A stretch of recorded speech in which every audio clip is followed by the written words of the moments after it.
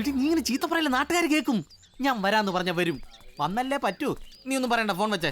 ഓ, ഈ ഭർത്താക്കന്മാരുടെ മനസ്സമാധാനം പോയത് എന്നു മുതലാന്ന് അച്ഛൻ അറിയാവോ? ഞാൻ ഇതുവരെ ഭർത്താവായിട്ടില്ല. എന്തെങ്കിലും ആകുമല്ലോ, അതുകൊണ്ടൊന്ന് അറിഞ്ഞു വെച്ചോ. ഈ മൊബൈൽ ഫോൺ വന്ന അന്ന് മുതൽ മുള്ളാൻ പോയാലും എവിടെ പോയി എപ്പോഴാ വരുന്നത് തലയ്ക്ക് സ്വയം തരികയല്ല. അതെ, ഇനി ഞാൻ തിരിച്ചെന്നില്ലെങ്കിൽ അവള് ഭർത്താവായിട്ട് വേറെ ആളെ വെക്കും. അതുകൊണ്ട് വന്ന കാര്യം ഒന്ന് എത്രയും പെട്ടെന്ന്. അങ്ങനെ പെട്ടെന്ന് തീർത്താൽ ഒരു സുഖം ഉണ്ടാകില്ല. Hello brother. ഹായ്. അമ്മനോട് നിർത്തിക്കോ. ഞാൻ ചിന്നപ്പൻ, ഇൻസ്റ്റാൾമെന്റ് ചിന്നപ്പൻ. നാട്ടുകാരന്റെ സ്മോളപ്പൻ വിളിക്കും. നമ്മൾ തമ്മിൽ ഒരു കടമുണ്ട്. എന്ത് കടം?